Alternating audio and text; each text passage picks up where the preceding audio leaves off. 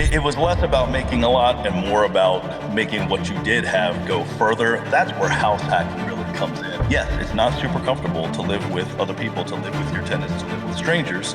That's true.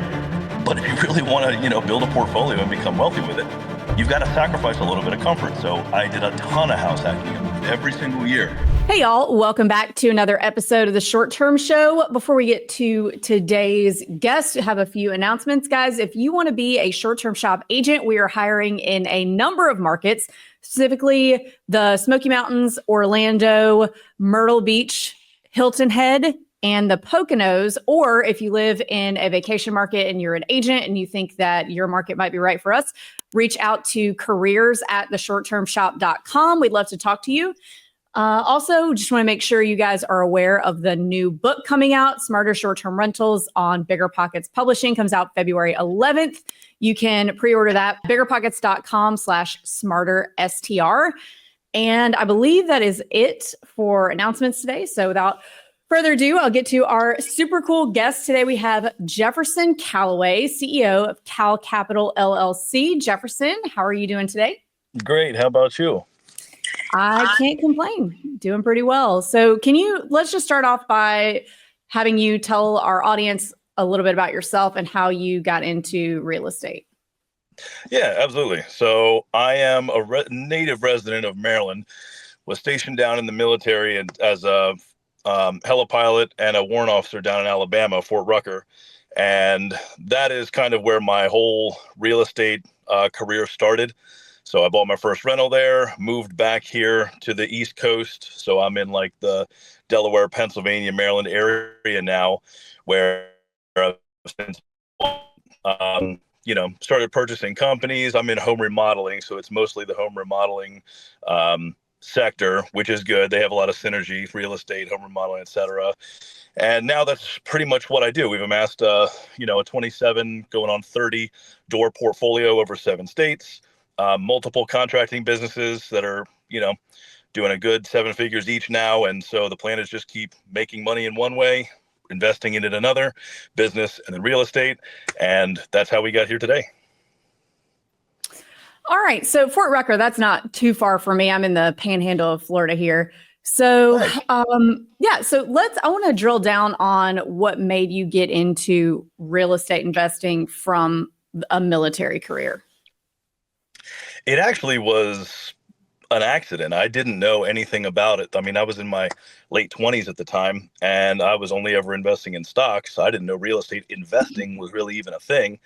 I knew a couple guys that flipped houses, but that was about it.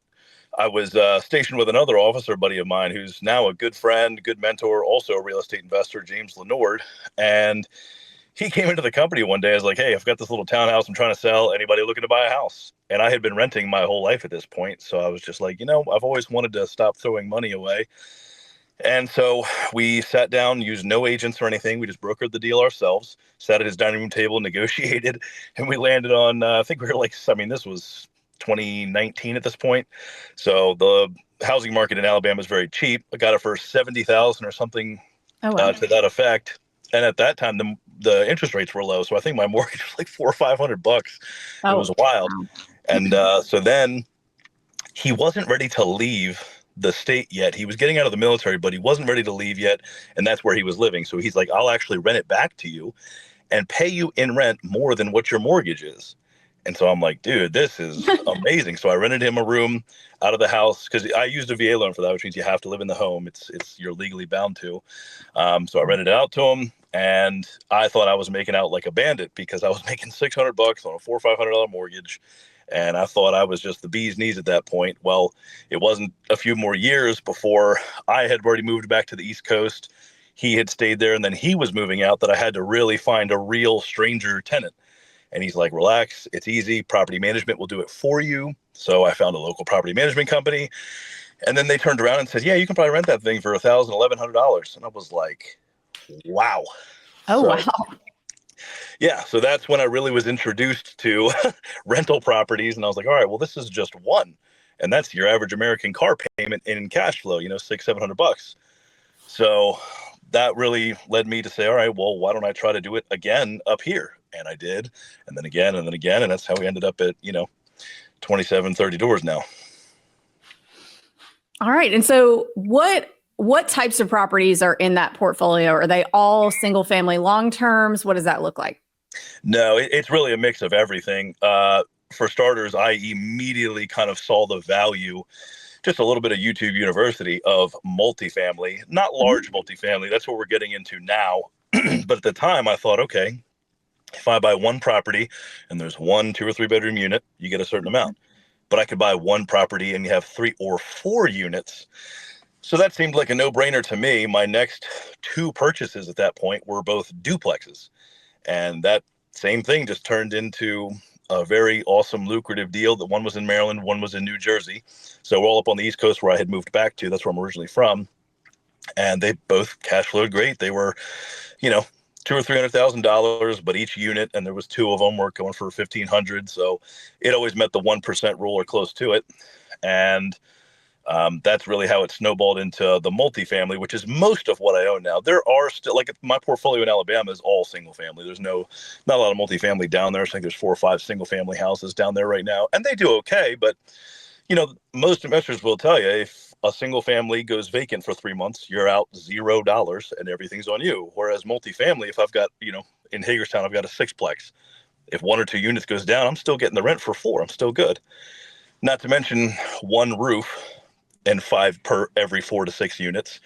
So it's just a lot less maintenance in general. I just really like multifamily a lot more for that reason. It's safer, more lucrative, etc. Gotcha. So what kind of salary are you working off of? I really want to kind of drill down on the financing part of this, because a lot of people, when they get into real estate investing, they think, oh, I can't do it, or I don't make enough money. This is for rich people. So what kind of salary are we talking about getting started with getting 20 units in over 20 units in about 5 years-ish? Sure. Well, it was less about making a lot and more about making what you did have go further. That's where house hacking really comes in. For anybody not familiar, that just means renting out some part. It doesn't even have to be an entire unit. You can rent out just rooms. That's how I started doing it. House hacking some part of your home. I've rented out. I've got a barn on my property now. I rent that out. It's got a horse stall in it. I rent that out. So just renting out stuff is the best way to house hack. And the reason I mentioned that is because, so when I was in the Army, even as an officer and a helipilot, you're still only making $60,000, $70,000 a year. When I got out, I went on to become an X-ray engineer and did okay there. That was, in the vicinity of 100,000. But, if your living expenses are, even if they're pretty low, that's only going to buy you a few units a year. Where the velocity really comes is getting into these deals for very, very little out of pocket. That's where leverage comes in, borrowing, and most importantly, house hacking. Because if you live in the property, yes, it's not super comfortable to live with other people, to live with your tenants, to live with strangers. That's true. But if you really want to, build a portfolio and become wealthy with it, you've got to sacrifice a little bit of comfort. So I did a ton of house hacking. I moved every single year for a good many years to accumulate a lot of single and multifamily. And that way you're only putting down, 3.5%, 5%. In the VA's case, 0% down. I went to one of these settling tables with 13 cents. So you can really get a lot of velocity by using the right loan product, doing a lot of house hacking. And then later on, once house hacking isn't really an option for you, when you get a family or don't want to do uncomfortable stuff anymore, you can still use creative finance to get into deals cheaply. So now that I have a remodeling company, I make a lot more than that. I have a lot of velocity, but even still, beginners do not need a lot of money to get started and build a portfolio. So how many properties would you say that you did the house hack strategy? Probably 6 or 7. I mean, I went every single year since, and one was twice in 1 year because we had a big mix up thinking an area was good when it wasn't. I had to move out of it prematurely, but yes, it was 2019 until just last year. We're in a house hack right now. So my current house in the middle of Delaware I specifically looked for houses that have ADUs or additional dwelling units. I've got this, I love it. It's a great house, 4 bedroom house with a full basement, 2 acres of land, but it has a 1-bedroom apartment with its own kitchen attached to it. I rented it out to this old lady, Karen. She's amazing. Love having her. I forget she's there half the time, but she covers more than half the mortgage. And so that's a great example of a house hack. So I would say the first 6 or 7 properties, it was all just duplex, triplex, quadplex, 1 or 2 single families, but mostly multifamily. So what I'm hearing you say is that you can build slowly. I think a lot of people get ahead of themselves and try to, want everything to be get rich quick. You can build a real estate portfolio with conventional financing, but very little out of pocket. So not 25%, not 20%, 3% or 0% if you are a veteran, with just house hacking. I think so many people just are not willing to put in the work to be uncomfortable and house hack. Because a lot, like you can, if you house hack a fourplex, you can house hack up to a fourplex. Then you're living for free and making cash flow. And then when you move out, it is straight cash flow. And I think just so many people, once they get to a certain point in their lives, maybe it's a certain income level or what have you, they're like, oh, I'm not going to live in an apartment anymore. I'm not going to live in a fourplex. I need my house, it's my comfort place. And, you get to that point eventually, but I think some people do that prematurely. And if you're willing to do that, even for a year and move out, then now you've got 4 units worth of income. Could not agree more. You're exactly right. And a lot of people get married young, have kids young, and I completely understand that. I'm not taking anything away from them at all. You're exactly right. What I would say in that case is if you are, I just have always been that way. I came from nothing and I'll go back to nothing anytime. I'm very low. I don't live outside my means, very frugal. So it was obvious choice for me. But if somebody's in that situation where they're either not willing to be that uncomfortable, there are other ways too. I mean, as soon as I didn't have to house hack anymore, once I learned about creative finance is a big one, subject to and seller finance, I bought 10 units last 2023 with only using creative finance. And a lot of those deals were no more than 10 to 16 grand out of pocket for each property, many of them multifamily. And that's a great example of how to do it. It's never going to be zero out of pocket. It's possible. I did one like that. It's just much rarer, but it's still not very much out of pocket. So if you can even manage to save 10, 15% of your income, you can still do it without house hacking. There is good creative ways to get it done. It's just not as fast. So I would say either going that route, like one of the best deals I ever had, to your point earlier about whether they were long or short, we do have a couple short-term rentals. One of them was this big, beautiful single-family home down in Buckingham County, Virginia. It's a short-term rental. We call it the Lazy Bear Lodge. You can look it up. It's awesome. We decked it out with bear stuff. Our guests love it. But that was subject to. That interest rate is literally 2.25% interest. And I even convinced the seller to let us make installments on the down payment, which is unheard of in the lending industry.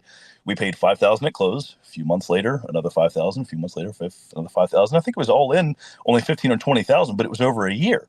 So actually, the income from the Airbnb probably ended up paying for that. So in a way, that was almost nothing out of pocket. So there are other ways to do it besides just house hacking if that's not the route you want to go. So let's talk about that one for a minute. So you said Buckingham County, Virginia? Yeah, it's right in between. If you drew a triangle, Charlottesville, Roanoke, Lynchburg, it'd be right in between those three. Like I live up here in Delaware. It takes us about 4 or 5 hours to get down there. But it's out in the middle of nowhere. And for some people looking for a wilderness paradise, that's exactly where you want to be. We're only an hour or two from Skyline Drive, Luray Caverns.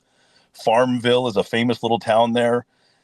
And it does amazing. It's such a beautiful property. I still go there myself with my family a couple times a year just because we love being there. It's 10 acres. There's running water. The architecture is beautiful. Big fireplace, 3 floors, walkout basement. So it's a great spot. So how much would you say that property grosses in a year? Its first year, it did 60,000. So Okay. my thought, because we fix it up a little bit here and there all the time, we get a little better at marketing it, et cetera. We set up our software so that it books out more of those filler nights a lot more with algorithms and AI. So my guess would be this year we'll probably do more than that, 60, 70, 75, Okay. 80, something like that. Okay. And what did you pay for it? Let's talk about that. What were the terms, et cetera? Sure. So the purchase price, which was basically the remaining amount on the loan that we took over at 2.25%, minus what we paid down, I think our purchase price was either 220 or 230, and it needed work. I went in myself and pulled up carpets and God, we did so much paint, fixtures, electrical, and So I think once we were all said and done, I mean, we just checked the valuation a few months ago. It's now worth between 350 and 400, and the mortgage is only about $1,000, and that place brings in, $5,000 or $6,000 a month. That's amazing. And for everybody listening who thinks that you can't find deals anymore, this is a really good example. So you paid 250, you said? To either 225 or 230. So if you Okay. include and I don't remember if that was including the down payment or not. So probably between 220 and 240. Okay. And it grossed 60-ish thousand on its first year. So guys, that is well above 20%. Why can't Cash on cash. No, not cash on cash. ROI. What is wrong with me? Where is my vocabulary? 20% income to purchase price ratio, higher than that. So, which, is considered like, oh my God, that's a great deal to get higher than 20%. So, sorry about my vocabulary brain part, but anyway, that's a great deal. So let's talk about how you found that deal. Were you looking for properties in that market and happened to find it, or were you looking for subject to, and that just happened to pop up and you're like, okay, this market will work?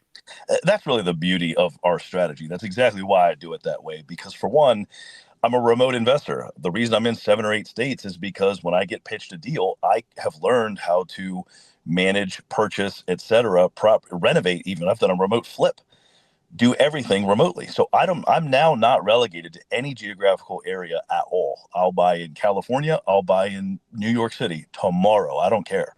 So once you get the system down and you learn how to do it, you're not, that's why we're in so many states. That's where this property came from. I was not looking for stuff in Buckingham County. Didn't even know it existed. But somebody posted a deal on the Facebook groups, which is where overwhelmingly I find deals nowadays amongst, previous wholesalers, which I probably originally found on Facebook groups. But that's such a huge tool for wholesalers now. And wholesalers are a wealth of deals. It behooves them. Their whole business is seeking out investors like me and selling us deals. So you have people just knocking down your door every day. I've got this deal. It's at this interest rate. You like subject to? I've got one of those. You basically just put yourself in a position where people are throwing deals at you and trying to make them as sweet as possible, because that's how they make their money.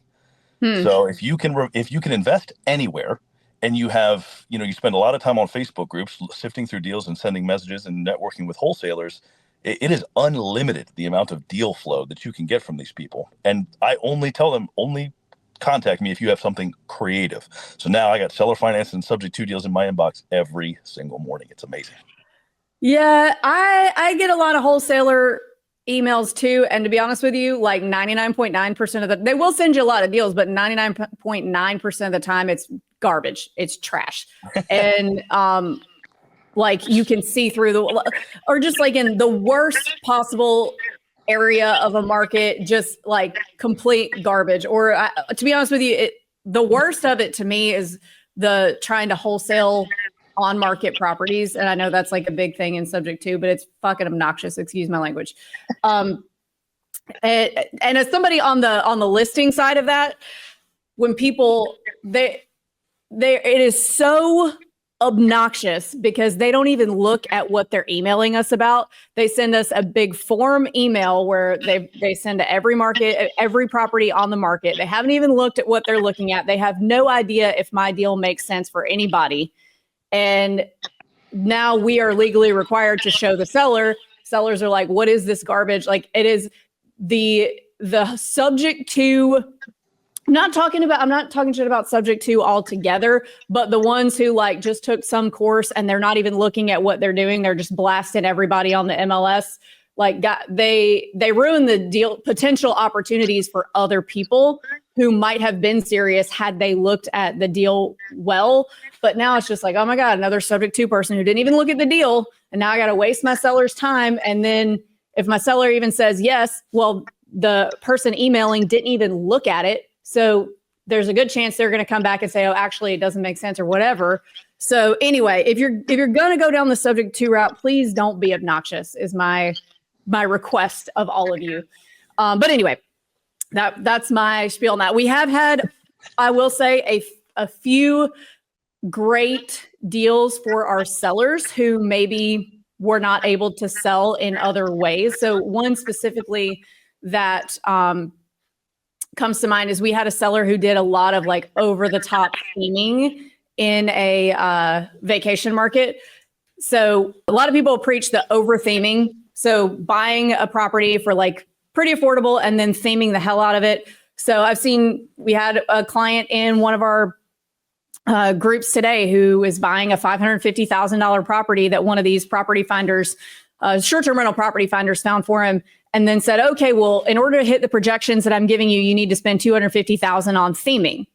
You're going to spend half the price of you could buy a whole another $1 million property for 250 cash. So anyway, back to this deal. So they did a lot of theming, which was cool to get some more Airbnb income. But when we went to sell it, all that theming and stuff doesn't add value to the actual property, to the appraisal value of the property. You know, it's not like we're adding bedrooms. It's adding murals and things that look cool on Airbnb to guests, but don't really add any value to the actual real estate. So anyway, had a hard time selling it because it was a $3 million property. So all the showings we got, these people said, oh, I love the space. I love the location, but for $3 million, I'm looking for something a little more luxury. They found it to be kind of childish. So anyway, that was an example of we were able to get that done subject to a very specific short-term rental buyer for the price that our seller wanted, which we would have had to take a pretty big price reduction to get it sold to like a vacation home buyer. So there can be really, really great opportunities with subject to. Typically works better for the buyer than it does for the seller. But in some cases where you can't get it sold in other ways, when everything aligns, like when the stars align for it, it can be a really great way to get things done. Yeah, absolutely. I mean, it's not for everybody. And the wholesaler, I agree. There are ones that aren't so great and they don't do it the right way. And you're right, especially about the amount of deals. I mean, truthfully, even if there were a 1% success rate on what percentage of deals you get that are good and ones that are bad, that'd be amazing. But you're exactly right. That's not the case. I would say I sift through probably 500 before I find a good one. But I mean, I'm probably sifting through 500 like per month, which means there's really no scarcity of deals. You just have to sift through a lot of them. And it's also because there's a lot of competition. The good ones that come through, you'll see on the thread on Facebook, it's got 200 or 300 comments on it. So definitely it doesn't come overnight. You're right. Yeah. And that's kind of the downside of the Facebook deal finding is it's not private. The good ones, everybody in the world's going to see. But, that's also the beauty of social media is being able to learn things and find things that you might not have been able to find otherwise. Yeah. Plus, I have noticed, I mean, I've done a lot of repeat business with wholesalers. Once they know you're a serious buyer and you've bought from them before, they will reach out to you first before they put it out anywhere. That happens to me all the time now, and I love it. Yes, and that are a great way.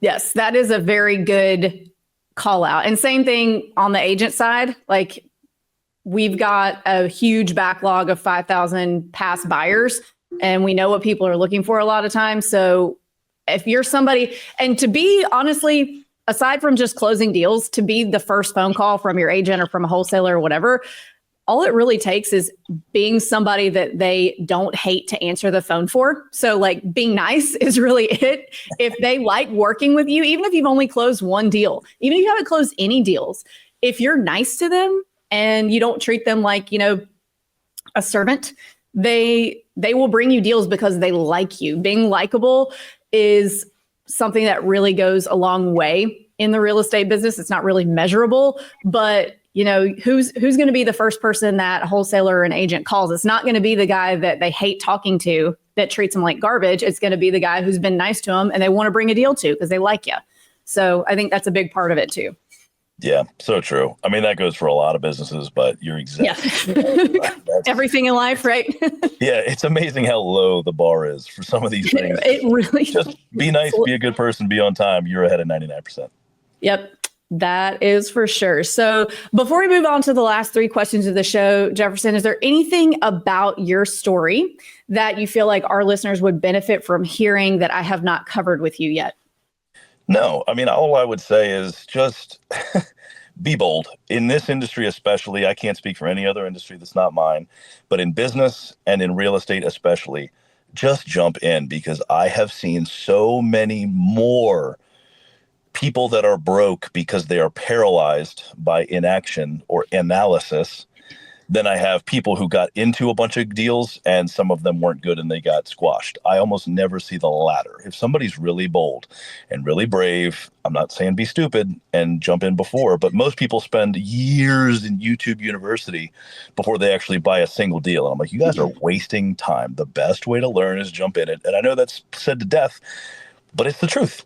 I mean, I had one deal in particular in Maryland, one of my first purchases. I overpaid for that property. I made a mistake. I was just excited to add to the portfolio and get moving. And now, because most of the time real estate heals all wounds with time, every time makes every deal a good deal in real estate. That property is now worth way over what I paid for it. It cash flows beautifully. I turned the bottom into an Airbnb. And so just take action and stop waiting around and stop being scared. So that'd be my only advice. All right. Well, cool. We're about to ask you for some more advice. So question number one, what advice would you give 20-year-old Jefferson? Poof. I mean, just a variant of the same thing. Start sooner. Everybody thinks that they have time, and God, your 20s fly by. So if I could just do not a single thing different, I'll give up doing something different. Don't do anything different. Just do exactly what you did, Jefferson, sooner. If I had started when I was 20 instead of 30, good God, 30 Right, 30s yeah. for Jefferson would be even more amazing than they are now. So I would say you're never too young, ever. I see 17, 18-year-old kids out here doing this, even earlier than that. Start sooner, start a business, buy a business, get involved in business, because that's where money is really made. You can do it with W-2, that's fine, but business is much faster and real estate's a much better place to put it. So just start sooner. Great advice. And what advice would you have for a new investor who's looking to get started today? Current real estate climate. Yeah, start buying. Stop paying attention to the market. Stop paying attention to interest rates, because it's the same thing we see all the time. How long since 2008 happened? That's, I think, what started this whole kick. How long and how many times have you seen people wait and say, I'm going to wait for the market to crash. I'm going to wait for the market to crash. No, you're not, because that's almost it's impossible to time it, for one. And for two, it's probably not going to crash again like it did for a very long time, if ever. That was a crazy monsoon of bad lending practices that caused that. And even now, it has bounced way back. So that would be just the number one thing, is stop waiting around. Stop waiting for lower interest rates. You may not see those for 3 years, and you're missing out on all this appreciation. And they come up with every excuse in the world not to do stuff. Like, I remember during COVID, how many times I heard, oh, it's a terrible time to buy because of look at all the competition. Yeah, why do you think there was so much competition? Because now look at all these people sitting pretty on 2 and 3 and 4% interest rates. So there's a reason not to execute every single year. Stop it. The best time to get in real estate was 30 years ago. The second best time is now. Agree with that 100%. And last question, a little bit more fun. What is your favorite book that's impacted your mindset? I have to do two, because it's a tie. Back when I was younger and I was first getting started with just finance in general, didn't matter what it was, business, real estate, stocks, don't care, was Ramen to Riches. It's like the smallest book, because I hate reading. I know you don't hear that from anybody who's successful ever, but it's really the truth. It's a smaller book. Anybody can read it, 5 or 6 days in the bathroom and you're done. And it just talks about really practical, basic stuff to just get moving and really start taking your finances seriously. And then the second was really just one of the more recent books I read. The E-Myth, which is basically about delegating, because really in any business, especially real estate, if you're doing everything yourself, you are hamstringing yourself. I put every single thing in property management, and now I can invest anywhere in the United States. In my business, I delegate everything I can, and now I can step out, like right now during the middle of a work day. And so the E-Myth really just teaches you entrepreneurship in all its facets, delegating in all its facets, and teaches you how to keep moving forward and scale, because that's really the only way to get hyper successful in this life. The E-Myth is always a good one. You don't want to be the pie lady. That's right. All right. Well, Jefferson, thank you so much for coming on. If our listeners want to find you, follow you, all that fun stuff, where can they do that? Really, the best place is my social media. I check it all the time. That's where all my interactions happen. So if you just type my full name, Jefferson Keith Calloway, in Facebook, Instagram, or just email. I had my last podcast, a lot of contacts via email, and that's fine. Jefferson at calcapital.us. That's not .com, it's .us. Any one of those places, DM me, email me.